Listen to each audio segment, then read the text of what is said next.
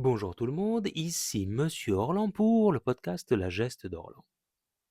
Aujourd'hui, j'aimerais évoquer un petit roman assez original dans sa forme et dans le but qu'il se donne. J'aimerais parler d'Oreiller d'herbe de l'écrivain japonais Natsume Soseki. Comment suis-je tombé sur le livre? Si je vous dis tout, eh bien, c'est pas le premier roman de Soseki que je lis. C'est un auteur original. Et il me permet de vous raconter une anecdote sur la manière dont je fonctionne en général quand je découvre un nouvel auteur. J'ai l'habitude d'acheter des œuvres d'écrivains ou d'écrivaines que je découvre par deux. C'est-à-dire, je découvre un nouvel auteur, une nouvelle autrice, eh bien, ce que je vais faire immédiatement, je vais acheter deux livres de cette personne-là. Pourquoi? Eh bien, il y a deux raisons à cela. Un, ça me permet de toujours pouvoir donner une deuxième chance à un auteur ou une autrice. C'est-à-dire, en fait, c'est bien simple. Vous lisez un premier livre, il y a deux possibilités, soit de vous aimer, soit de vous aimer pas. Évidemment, c'est les deux extrêmes, ça peut se situer au milieu. Eh bien, si j'aime bien, j'ai envie de continuer, donc j'ai un deuxième livre, et si je n'aime pas, eh bien, je peux donner une deuxième chance à l'auteur ou à l'autrice, parce que j'ai un deuxième livre. Comprenez cette logique? C'est-à-dire que si un livre que j'ai lu ne m'a pas plu, ça ne veut pas dire, ça peut être un accident, ça peut arriver, et l'accident n'est pas forcément causé toujours par le livre. Il se trouve que peut-être c'était un mauvais moment. C'est très rare, un auteur ou une autrice que je lis et qu'au bout d'un livre, je me dis: «OK, c'est bon, je lirai plus rien de lui ou d'elle». Ça arrive, mais c'est quand même assez rare. Et alors la deuxième raison, eh bien, alors ça c'est plutôt, pratico-pratique, ça me permet de ne pas oublier l'auteur après ma première lecture. C'est-à-dire que, vous savez, quand vous achetez beaucoup de livres et il arrive parfois que j'achète des lots, enfin des lots, c'est pas des lots, qui sont faits, c'est je fais des commandes et j'achète beaucoup de livres en même temps. Et donc j'ai parfois des arrivages avec, plein de nouveaux auteurs ou de nouvelles autrices que je connais pas, que je connais vraiment pas très bien. Et donc le fait d'en acheter 2 livres, c'est-à-dire j'en ai lu un et il m'en reste toujours un autre dans la bibliothèque et ça me permet de me souvenir et de me dire: «Ah oui, effectivement, j'avais lu ça». Pour vous dire, je sais pas si je dois être fier de ça, mais je fonctionne un peu de la même manière. Sur mon ordinateur, j'ai, ma page du bureau et j'ai plein de dossiers dessus. Et alors parfois les gens regardent et ils voient ça de manière horrifiée, ils me disent: «Mais il faut ranger, hein, il y a des dossiers pour ranger». Je dis: «Oui, mais si je les range, je les oublie».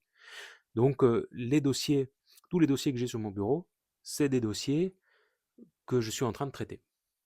Donc j'en ai beaucoup, ça évolue, il y a un système d'ordre même si, c'est, on va dire, parfois un peu le bazar, mais c'est vivant.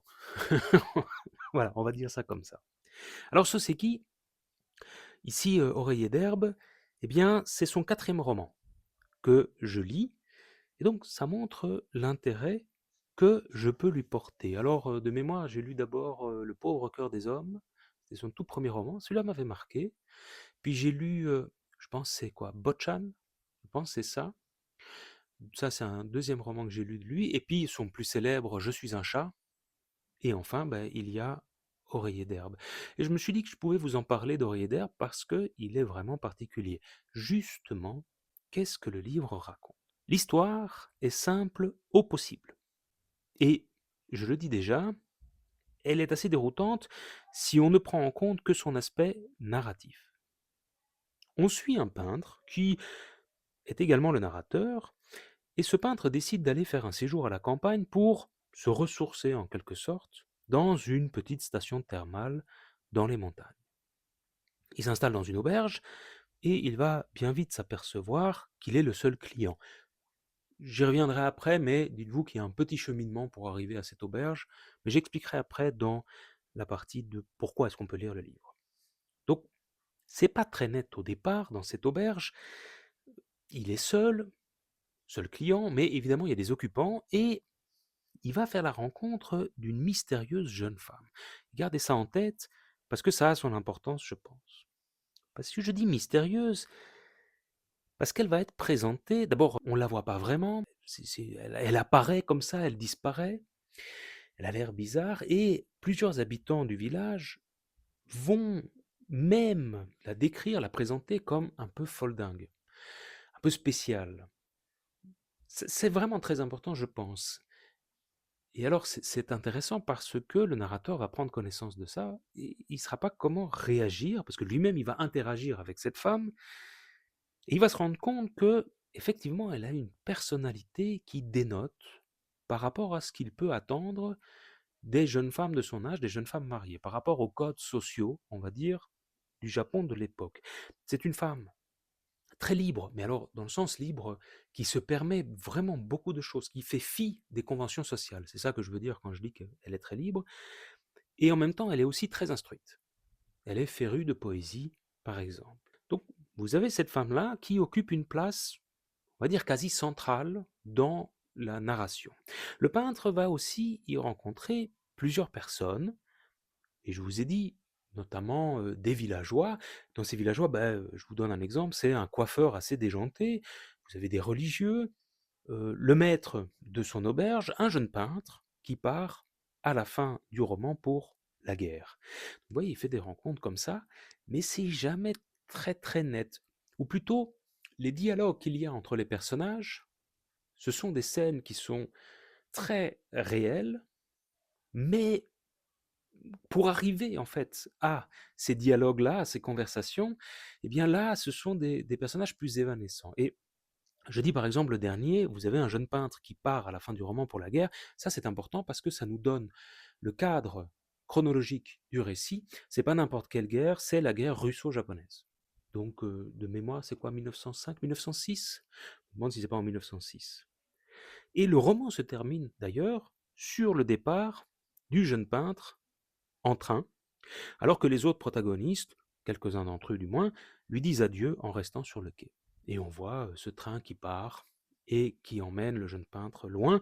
Attention, je dis le jeune peintre, c'est pas le narrateur, hein, d'accord? C'est un autre personnage.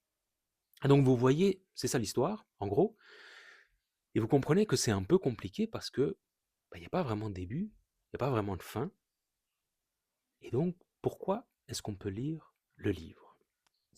L'histoire, je vous dis, eh bien, elle est très simple et assez banale, en vérité. S'il n'y avait que ça, le livre n'offrirait que peu d'intérêt, à mon sens. Soseki parlait d'ailleurs lui-même de ce roman comme un roman haïku, c'est-à-dire une sorte de roman poétique dont l'écriture elle-même est tout évanescente. Je vous dis, quel est l'intérêt principal? Moi, je pense, c'est d'abord pour son atmosphère qu'on peut lire le roman. Je trouve qu'il y a une ambiance quelque peu fantastique.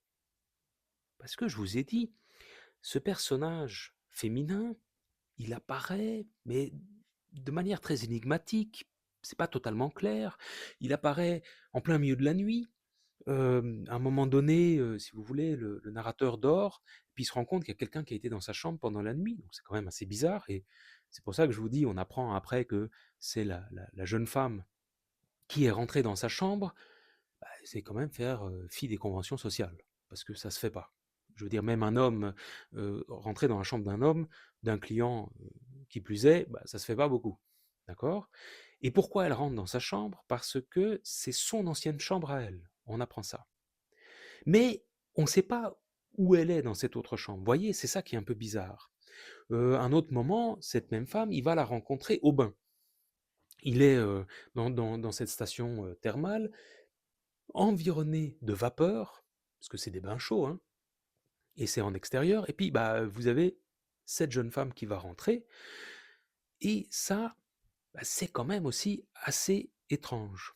Autre élément, ce sont les personnages qui parlent de cette femme. Ils disent qu'elle est folle. Ils racontent des anecdotes sur elle, et alors quand on vérifie dans les faits, on se rend compte que c'est pas si clair que ça. Je vous ai dit, le coiffeur, il est un peu déjanté parce qu'il raconte des histoires sur la jeune femme qui est complètement folle, mais à la fin, on se demande est-ce que c'est pas lui qui est fou? Vous voyez, c'est un peu étrange. Autre chose, plus tard dans le roman, le narrateur va se balader et il va arriver à un lac.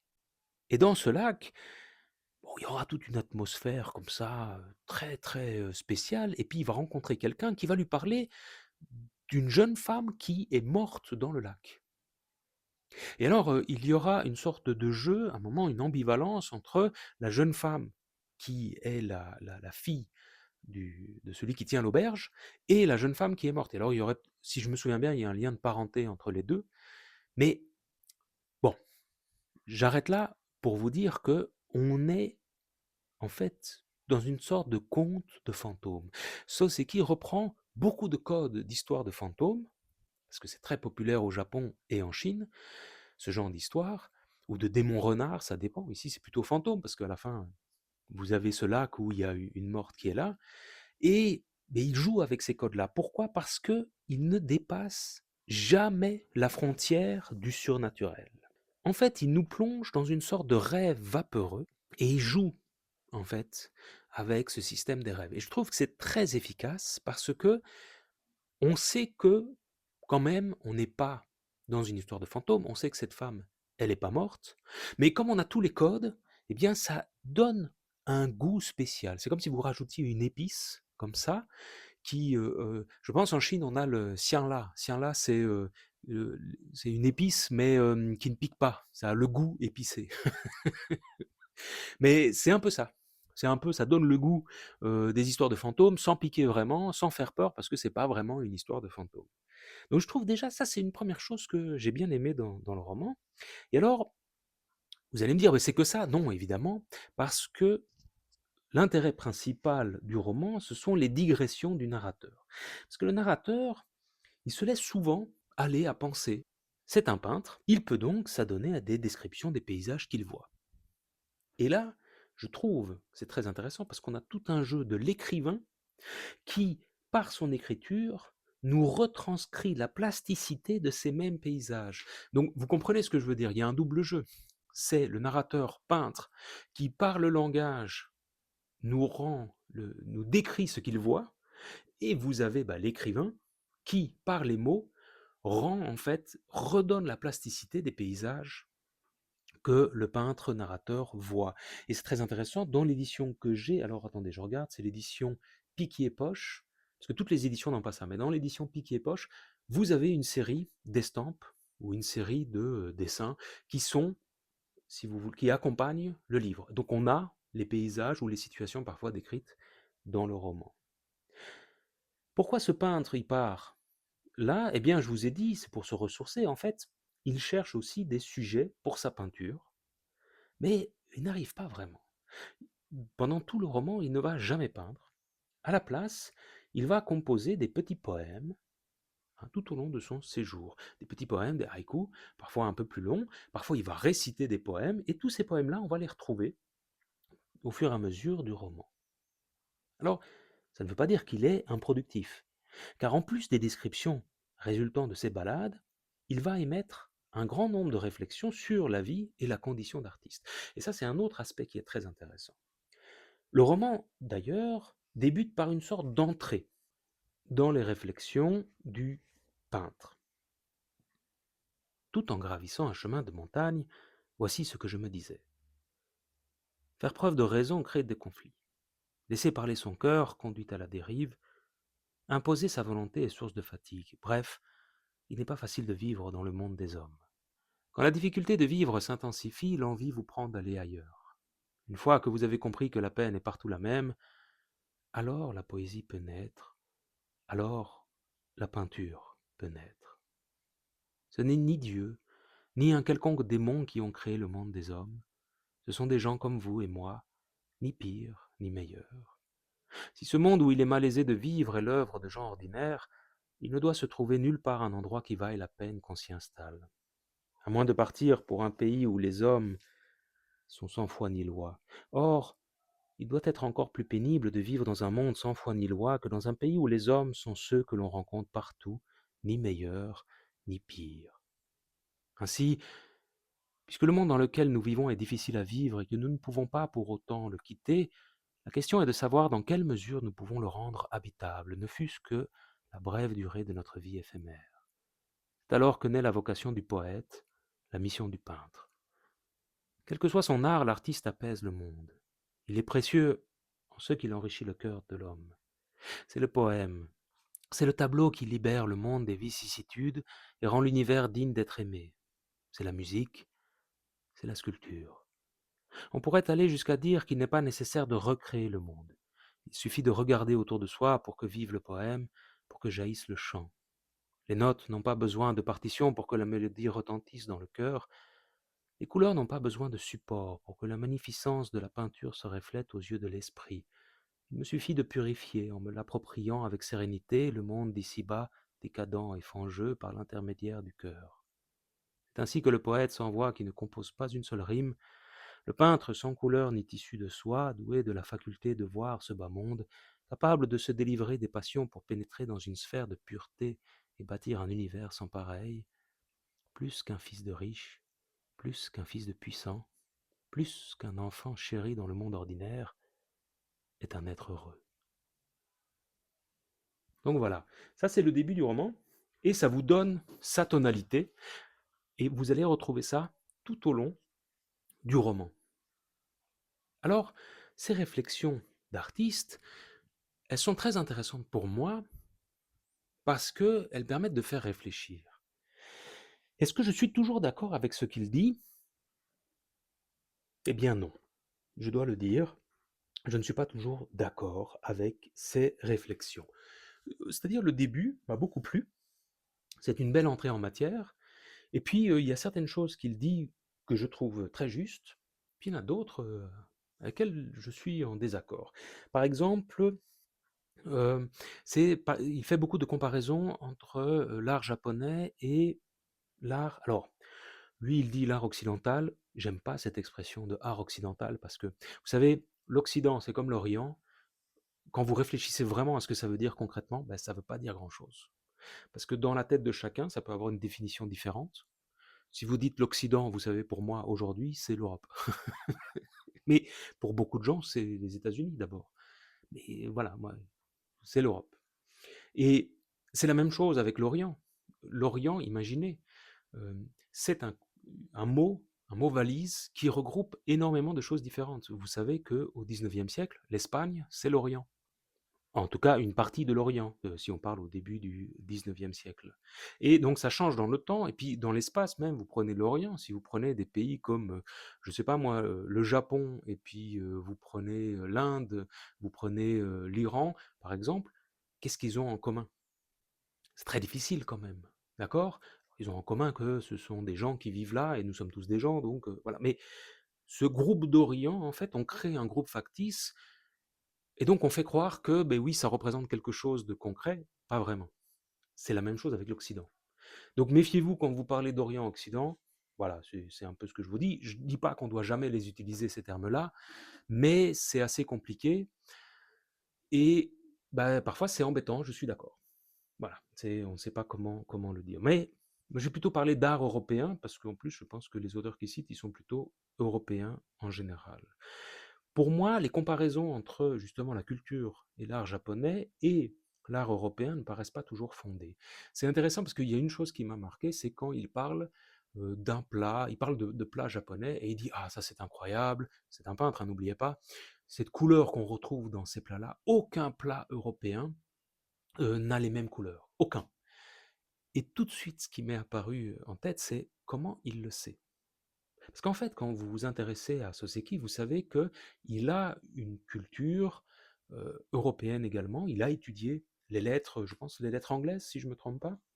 Donc il a été en contact. Je me demande même s'il n'a pas été en Europe à un moment donné. En tout cas, il a eu un accès à cette culture européenne. Mais ce dont il ne se rend pas compte, c'est que son accès est somme toute assez limité. Combien de temps il a pu entrer justement dans cette Europe, dans, de discuter justement avec des Européens, de vivre là, de vivre avec eux, de comprendre leur culture.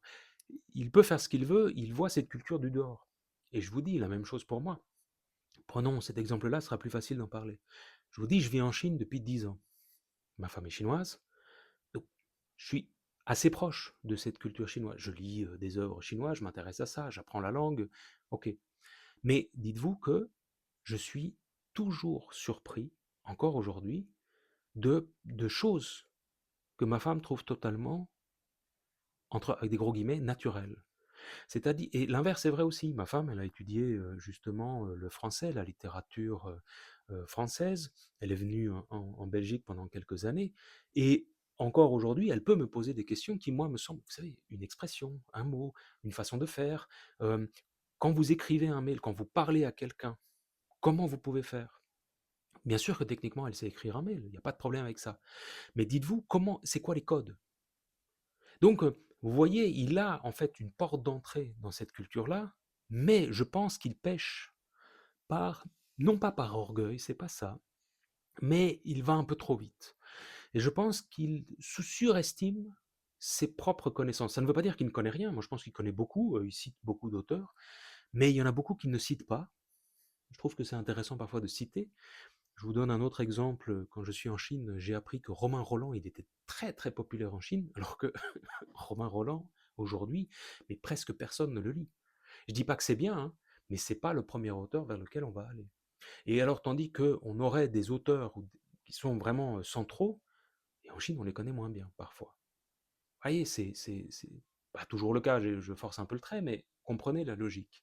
Et avec lui, c'est ça que je vois parfois. Par exemple, je suis marqué parce qu'il donne énormément d'exemples de culture anglophone. Alors les Italiens aussi, pour les peintres, les sculpteurs, mais évidemment qu'il en connaît.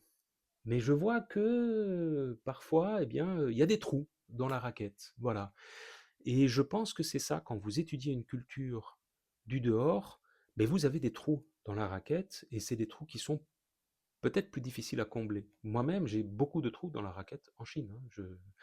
Voilà. Et je ne suis pas un spécialiste, donc les trous sont d'autant plus grands que je ne suis pas spécialiste de ça. Mais vous voyez, c'est ça, c'est ces comparaisons. Quand il explique que, ah non, il n'y a aucune pâtisserie occidentale qui pourrait rivaliser avec ça. Mais pourquoi il le dit? Mais parce que ça, c'est du nipocentrisme, on pourrait dire. En fait, c'est la même erreur que chacun fait quand il parle de l'autre. Voilà, ah non, non, chez nous, c'est les meilleurs. J'avais une discussion comme ça avec un ami italien qui expliquait que, bah oui, la nourriture italienne, bah oui, c'est logique, c'est comme ça, tout le monde le sait, c'est la meilleure du monde. Et moi, j'invite tous les gens qui pensent. Mais, dites-vous, en France, les gens, ils pensent comme ça. En Chine, les gens, ils pensent comme ça. Au Japon, les gens, ils pensent comme ça. Enfin, partout, les gens pensent comme ça. Mais je vous invite à réfléchir sur le fait que quand vous dites ça, d'abord, en fait, vous parlez de vous et vous pensez que tout le monde vous connaît. Ça, c'est pas vrai. Si on dit les choses très clairement, bah, dites-vous que votre cuisine, la plupart du monde ne l'a jamais goûtée.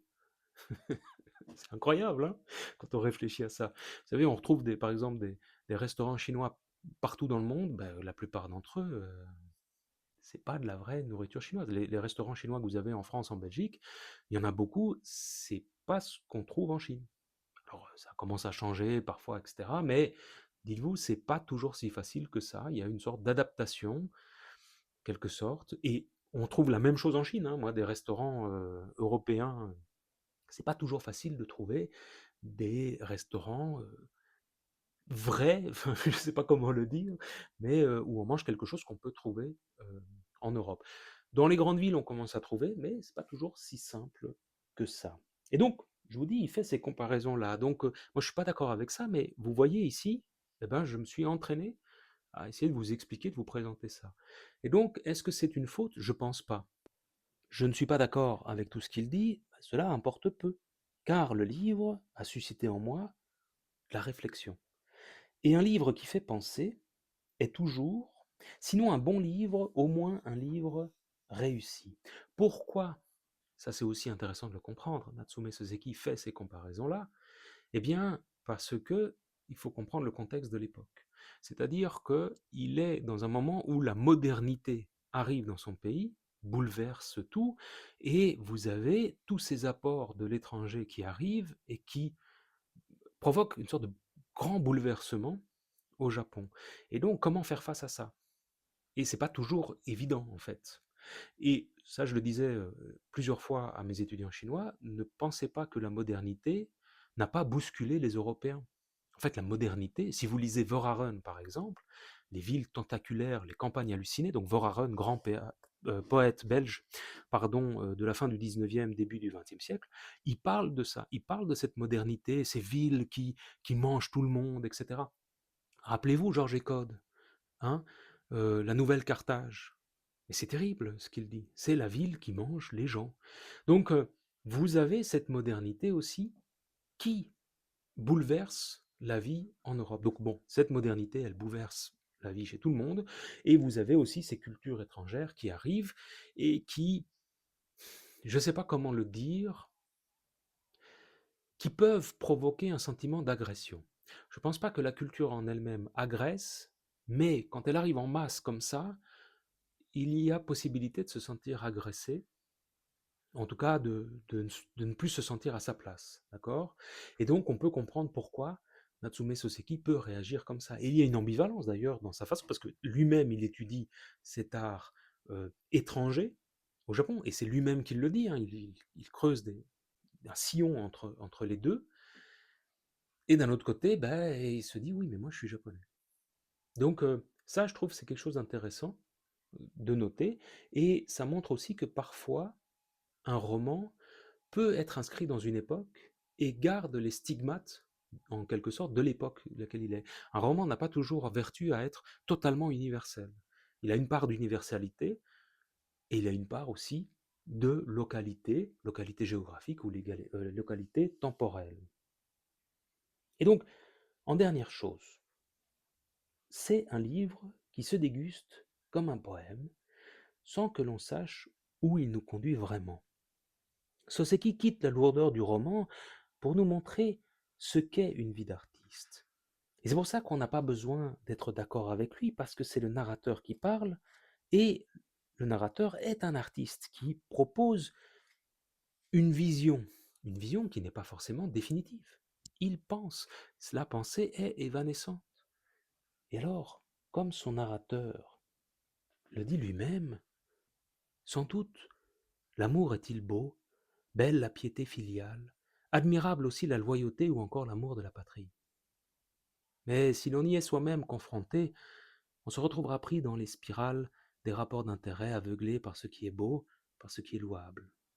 Par conséquent, on ne verra plus où se loge la poésie. Pour la comprendre, il faut se mettre dans la situation d'un tiers en état de disponibilité. C'est en se plaçant en spectateur, c'est-à-dire en restant extérieur, qu'on éprouve de l'intérêt à suivre une pièce de théâtre ou à lire un roman.